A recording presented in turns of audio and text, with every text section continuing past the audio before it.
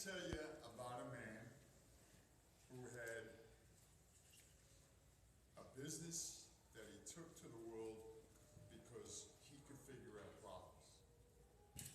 He was a fellow that had a family, and he loved his family deeply. And he liked to provide for his family, but the way he could sustain his family was to go out and help other people, and they would pay him. And he'd come back, every time he'd come back with a little gift for a child. Like he'd say, oh, hey, Tommy, check this out. I got this little stone in India. Or, hey, Susie, check this out. This is a little, piece of jewelry from China. And the kids always used to be very, very, very excited when their fathers got home. And of course you can imagine, because when he was leaving, they got a little sad. But it was always sad, and they always looked forward to coming home. And in his heart, he was very sad when he had to leave. But he knew that where he was going, he'd provide a solution for somebody who had a problem. But then he was very glad to come home because he could share all of his good things with his family. Now, at a certain point in his life, after doing this whole thing, a bunch of people thought it'd be a good idea to have a celebration for this man, because he did some tremendously amazing things in the world. And this idea was so great that they had to pick a big, big venue, because people from all over the world who knew this man and who had received his help decided that they wanted to come too. So there was like thousands of people. And he was, he just like, I really don't need this, I don't want this, I'd really rather be with my family. But they got him into this situation, and they said, look, at least for all you've done for us, the least we can do is show you how much we appreciate it. He agreed, and he went to the city they picked. And they had flights coming in from all these important people that he had been a part of helping their community. They came.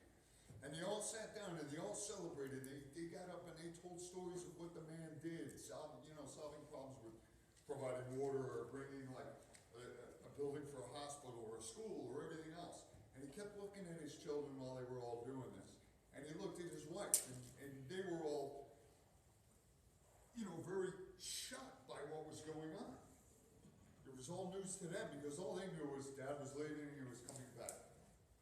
So they asked him finally to come to the podium and say something to all the people. And he said, throughout all of my life, my family has been the most important part of everything I do. I'm very sad when I leave them to go help you, and I'm very glad when I return so I can be a part of the life I want for myself and my family. And somebody in the crowd says, how is it that you came to understand to live like that? Because they were all shocked at the simplicity of it. They thought they were going to get an hour, of explanation. And he said simply, because that's what my Savior Jesus did. He took care of his family, which are all of us.